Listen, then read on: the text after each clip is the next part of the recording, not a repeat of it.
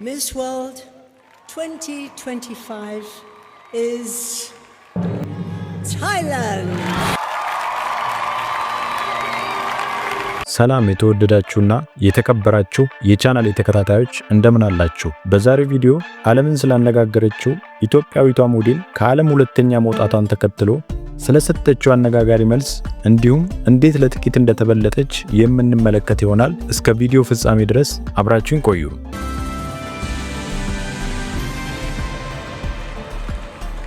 ወደ ቪዲዮ ከመግባታችን በፊት ወደዚህ ቻናል ዛሬ ጎራ ካላችሁ ይህን ቪዲዮ ላይክ እና ሰብስክራይብ በማድረግ እንድትጀምሩ ስል በትህትና ጠይቃችኋለሁ።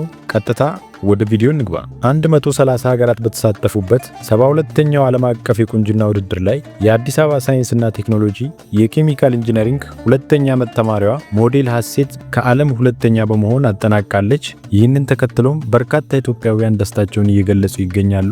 ምክንያቱም እንደዚህ አይነት ድል በኢትዮጵያ ታሪክ ታይቶ አይታወቅም። ይህ ለመጀመሪያ ጊዜ ነው። ይህንን ተከትሎም ከዓለም የሁለተኛ ደረጃውን ስፍራ በመቆናጠጧ ብዙ ኢትዮጵያውያን ግለሰቦች ደስታቸውን እየገለጹ ይገኛሉ። የዓለም የቁንጅና ውድድር ላይ ለመሳተፍ በርካታ መስፈርቶች አሉ። ከነዚህ መካከልም የመጀመሪያውና ዋነኛው ሴት መሆን አለባት። ሁለተኛው ደግሞ የወከለችውን ሀገር ዜግነት ሊኖራት ይገባል። ይህም የተባለበት ትልቁ ምክንያት ምንድነው? አንድ ዜግነቱን የቀየረ ወይም የሌላ ሀገር ዜጋ ህጋዊ ፍቃድ ሳይኖረውና ማንነት ሳይኖረው በዚህ ውድድር ላይ መቅረብ ወይም መታጨት አይችልም። ሌላው መስፈርት ደግሞ እድሜዋ ከ17 እስከ 26 መሆን አለበት። ከ26 መብለጥ የለበትም። እድሜ ላይ እጅግ በጣም ትልቅ ትኩረት ይደረጋል። ሌላኛው መስፈርት ደግሞ ትዳር ያልመሰረተች ወይም ከዚህ በፊት ያላገባች፣ የትዳር ሪከርድ የሌላት ወይም ከዚህ በፊት አግብታ ማታቅ ብቸኛ የሆነች መሆን አለባት። ሌላውና የመጨረሻው መስፈርት ደግሞ ከዚህ በፊት ያልወለደች ወይም በእርግዝና ላይ የሌለች መሆን ይጠበቅባታል። እነዚህን ሁሉ መስፈርቶች ካሟላችና ካጠናቀቀች በኋላ ነው እንግዲህ ወደዚህ የዓለም የቁንጅና ውድድር ገብታ መሳተፍ የምትችለው። አለበለዚያ እነዚህ መስፈርቶች ካላሟላች ወደዚህ የውድድር መድረክ መግባትና መታጨት እንደማትችል የውድድሩ አዘጋጆች በይፋ አስቀምጠዋል። ሌላውና እጅግ በጣም ውስብስብ ነገር ደግሞ ብዙ ሰው የማይገነዘበውና የማይረዳው ጉዳይ ደግሞ ምንድነው? የቁንጅና ውድድር ሲደረግ ብዙ ሰው እንደሚያስበው በመልክ ብቻ እንደሆነ ይገምታል። ወይም ቆንጆ ስለሆነች ብቻ አንደኛ ትወጣለች ብሎ ያስባል። ነገር ግን ይሄ በጣም ከእውነት የራቀና ትክክለኛ ያልሆነ አስተሳሰብ ነው። ምክንያቱም የቁንጅና ውድድር ሲደረግ ብዙ መስፈርቶች ይታያሉ። ከነዚህ መስፈርቶች መካከል ደግሞ ውበትና መልክ፣ ቁመት የመጀመሪያው መስፈርት ሲይዝ፣ ሌላው ደግሞ በራስ መተማመን እንዲሁም የአስተሳሰብ ሁኔታዋ በዳኞች ይለካል። ይህን ሁሉ መስፈርት ካሟላች በኋላ ሁሉም አንድ ላይ ተጨምቆ ውጤት ይነገራል እንጂ በመልክ በውበት ወይም በቁመት ብቻ ተመዝኖ የቁንጅና ውድድር የሚለይ አይደለም። እጅግ በጣም ውስብስብ ነው። ብዙ ዳኞች እነዚህን ነገሮች ግምት ውስጥ ካስገቡ በኋላ አውጥተው አውርደው ከተወያዩበት በኋላ የሚመርጡት እጅግ በጣም ፈታኝና እጅግ በጣም ብዙ ቆነጃጅቶች መካከል ተመርጦና ነጥሮ የሚወጣ እጅግ በጣም አደገኛ የውድድር አይነት ነው። በውድድሩ ላይ እንግዲህ ከ130 ሀገራት ዳኞች አራቱን ቆነጃጅቶች መርጠው የመጨረሻውን የዓለም ቆንጆ ለመምረጥ ጥያቄዎችን ይሰነዝራሉ። ከጥያቄዎችን መካከል በዚህ የተዛባ መረጃ በሚሰራጭበት ዓለም ላይ እንዳንቺ ያለች ወጣት መሪ እንዴት የመሪነት ድርሻ ትወጣለች የሚሉና እጅግ በጣም ጭንቅላትን የሚፈትኑ ከባድ ጥያቄዎች ከዳኞች ይሰነዘራሉ። እንደዚህ አይነት ጥያቄዎችም ከተሰነዘሩ በኋላ ቆነጃጅቶቹ አስበውና ተጠንቅቀው በራስ መተማመን እጅግ አጠር ያለች በቂና ተመጣጣኝ የሆነች መልስ መመለስ ይገባቸዋል። ይህም ጭንቅላታቸው ወይም የአስተሳሰብ ደረጃቸው የሚመዘንበት እጅግ በጣም አደገኛ የጥያቄ አይነት እንደሆነ ይታወቃል። ኢትዮጵያዊቷ ሞዴልም ተራዋ ደርሶ ተጠይቃለች። ጥያቄውም የነበረው እጅግ በጣም ውስብስብና መስቀለኛ የሆነ ጥያቄ ነበር የተሰነዘረላት። ጥያቄውም እንዲህ የሚል ነበር።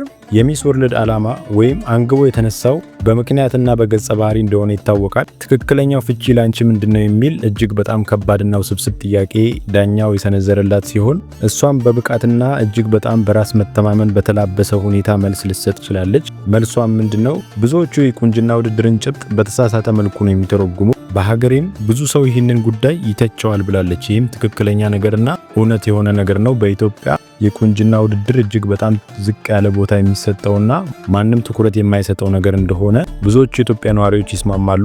ይህንን ነገር የሚያበረታታ ሰውም የለም። ብዙ ሰው ወደ መተቸትና ወደ መናቅ ነው የሚገባው። ምክንያቱም አልተለመደም። የቁንጅና ውድድር ለኢትዮጵያ ውስጥ በጣም እጅግ በጣም የተሳሳተ ግምት ነው የሚሰጠው። ከእንደዚህ አይነት ማህበረሰብ ወጥቶ በዓለም መድረክ ላይ የኢትዮጵያን ስም ማስጠራት ማለት እጅግ በጣም ፈተናው ቀላል የሚባል አይደለም።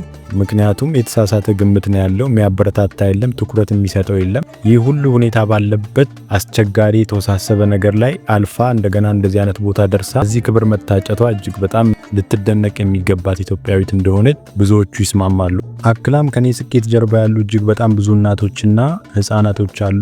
እዚህ መድረክ ላይ ለመቆሜም የነሱ አስተዋጽኦ እጅግ በጣም ብዙ ነው ብላለች። እንዲሁም ለሀገሬ ብቻ ሳይሆን ከኔ ጀርባ ላሉ እናቶችና ህፃናቶች እጅግ በጣም ትልቅ ክብር እንደሚገባቸውና በእነሱ ምክንያትም እዚህ መድረክ ላይ መቆሟን ተናግራለች። እንደዚህ አይነት ምላሽን ለዳኞች ከሰጠች በኋላ ከዳኞቹ ለየት ያለ አድናቆት ተችሯታል። እንዲሁም ሲታደሙ የነበሩ የክብር እንግዶች እጅግ በጣም ከሌላው በተለየ መልኩ አጨብጭበውላት ሞራል ሰጥተዋታል። በመጨረሻም ዳኞቹ በሰጡት ውጤት ለጥቂት በመቀደም በታይላንዷ ቆንጆ ተበልጣ የሁለተኛነቱን ደረጃ ልታገኝ ችላለች። ብዙ ሀሳብ አስተያየትን የሚሰጡ ግለሰቦችም እንግዲህ በጣም በጥቂት ነጥብ እንደተበለጠችና የተበለጠችበት ምክንያትም በመልክ ወይም በቁንጅናዋ ሳይሆን ነገር ግን በመለሱት መልስ ልዩነትና በጣም በጠበበ ውጤት መሆኑን ተናግረዋል። በኢትዮጵያ ደረጃ እንግዲህ ሁለተኛ ስትወጣ በታሪክም ለመጀመሪያ ስለሆነች ብዙዎቹ ተገርመዋል። ነገ ከነገ ወዲያም ይህ ውጤት ሊቀለበስና በዓለም ደረጃም ኢትዮጵያውያንን ልታስጠራ እንደምትችል ብዙዎቹ ይገምታሉ። የቁንጅና ውድድር እንግዲህ በውጤት ላይ ለመቆየት እጅግ በጣም አስቸጋሪ የሆነ ውስብስብ የሆነ ጉዳይ እንደሆነ ሁላችንም የምናውቀው ጉዳይ ነው። የዚህ ምክንያቱ ደግሞ ምንድነው? በዕለት ተዕለት ወይም በየቀኑ በየጊዜው ራስን መጠበቅ አለባቸው። አመጋገባቸው ሰውነታቸው እንዳይበላሽ የሚመገቡት ምግብ እጅግ በጣም የተመረጠ የተወሳሰበና እጅግ በጣም ጥቂት የሆነ ምግብን ተመግበው ነው የሚውሉት። ምክንያቱም የሰውነት ቅርጻቸው ትንሽ ከተበላሸ አይደለም የቁንጅና ውድድር ላይ ለመግባት ቀርቶ መስፈርቱንም የማያሟሉበት ሁኔታዎች ይፈጠራሉ። ስለዚህ እንደዚህ አይነት እድል ሲመጣ ወይም እንደዚህ አይነት አጋጣሚ ሲመጣ በህይወት ለመጀመሪያ ጊዜ እንደሆነ ይታወቃል። ስለዚህ እንደዚህ አይነት አጋጣሚዎችን ብዙ ኢትዮጵያውያን ወደ ደስታ የቀየሩበት ምክንያትም ይህ ነው። ስለ ውጤቱ እናንተስ ምን ታስባላችሁ? ሀሳብ አስተያየቶቻችሁን በኮመንት አጋሩኝ። ወደዚህ ቻናል ዛሬ ጎራ ያላችሁ ይህንን ቪዲዮ ላይክ እና ሰብስክራይብ በማድረግ ቤተሰብ እንድትሆኑ ስል በትህትና ጠይቃችኋለሁ። ጊዜ ሰጣችሁ ስለተከታተላችሁኝ ከልብ አመሰግናለሁ። መልካም ቀን።